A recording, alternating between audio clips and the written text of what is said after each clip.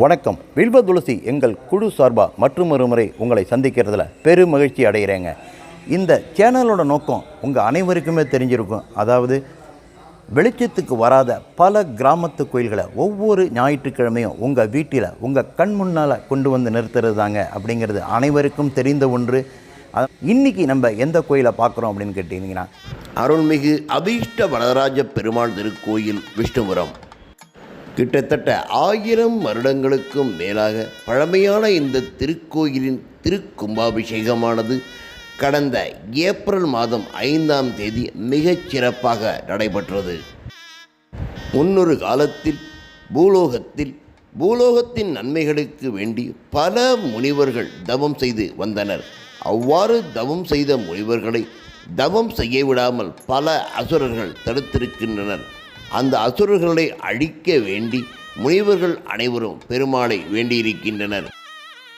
முனிவர்களின் வேண்டுகோளை ஏற்று பெருமாளானவர் தனது சக்கராயுதத்தால் அனைத்து அசுரர்களையும் அழித்து விட்டிருக்கிறார். அவ்வாறு அழித்தபின் சக்கராயுதத்தின் அந்த பவரானது குறைந்து விட்டது. அந்த இழந்த அந்த சக்தியை மீண்டும் பெற வேண்டி பிரம்மாவை நோக்கி தவம் செய்திருக்கிறார் விஷ்ணு. அவ்வாறு தவம் செய்த விஷ்ணுவிற்கு பிரம்மாவானவர் தான் இதனில் ஒன்றும் செய்ய இயலாது எனவும் அழிக்கும் தொழிலை செய்த அந்த சிவபெருமானால் மட்டுமே முடியும் என கூறியிருக்கிறார். பின்னர் கைலாயம் சென்று அவரை நோக்கி தவம் செய்திருக்கிறார் விஷ்ணு. விஷ்ணுவிற்கு பின்னர் சிவபெருமான் காட்சி கொடுத்து தாங்கள் பூலோகத்துக்கு சென்று திருவீழிமிழலை என்ற இடத்தில் இருக்கும் தன்னை பூஜித்து வர கட்டளை இட்டிருக்கிறார்.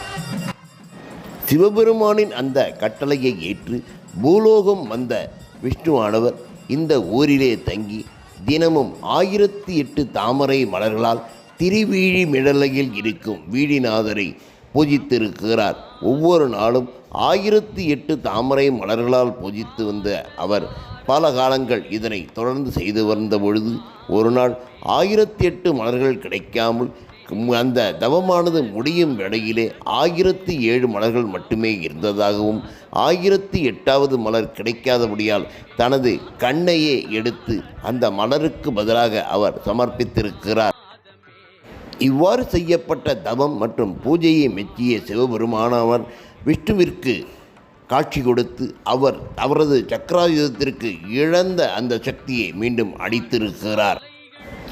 எனவேதான் திருவீழிமிழலில் இருக்கும் சிவபெருமானவர் நேத்திரவனேஸ்வரர் அல்லது வீழிநாதர் என போற்றப்படுகிறார். அது மட்டுமல்லாமல் விஷ்ணு இந்த ஊரிலே தங்கி பூஜை செய்ததால் இந்த ஊரானது விஷ்ணுபுரம் என்ற பெயர் பெற்றிருக்கிறது. அது மட்டுமல்லாமல் இந்த பூஜைக்கு உதவிய காவிரி நீரானது அந்த காலத்திலே ஹரி சொல் ஆறு, அதாவது திருமால் சொல் கேட்டு வந்த ஆறு என்பதனால் ஹரி சொல் எண் ஆறு என வழங்கப்பட்ட, அதாவது தற்பொழுது அரசல் ஆறு என வழங்கப்பட்டு இங்கு சுற்று வட்டாரங்களிலே ஓடிக்கொண்டிருக்கிறது. எனவே இந்த திருக்கோயிலானது கண் சம்பந்தப்பட்ட அனைத்து நோய்களுக்கும் ஒரு சிறந்த பரிகார தலமாக விளங்கி வருகிறது. இத்திருக்கோயிலானது மிகச் சிறியதாக இருந்தாலும் மிகச் சிறப்பாக பராமரிக்கப்பட்டு வருவதோடு மட்டுமல்லாமல் விஷ்ணு கோயில்களுக்கு உரிய அனைத்து திருவிழாக்களும் மிகச் சிறப்பாக ஒவ்வொரு வருடமும் கொண்டாடப்படுகிறது என்பது அதனும் விசேஷமாக கருதப்படுகிறது. இந்த மாதிரி பழைய கோயில்களுக்கு நீங்கள் அனைவரும் வரணும். வெளிச்சத்துக்கு வராத இந்த மாதிரி கோயில்களுக்கு நீங்கள் வரணும். புது கோயில் கட்டணும் அப்படிங்கிறது கூட கிடையாதுங்க. இந்த மாதிரி வெளிச்சத்துக்கு வராத பழமையான கோயில்களுக்கு நீங்கள் அனைவரும் வர வேண்டும். அதனால தாங்க சொல்கிறேன், வாருங்கள், வேண்டுங்கள், வரம் பெறுங்கள். நன்றி, வணக்கம்.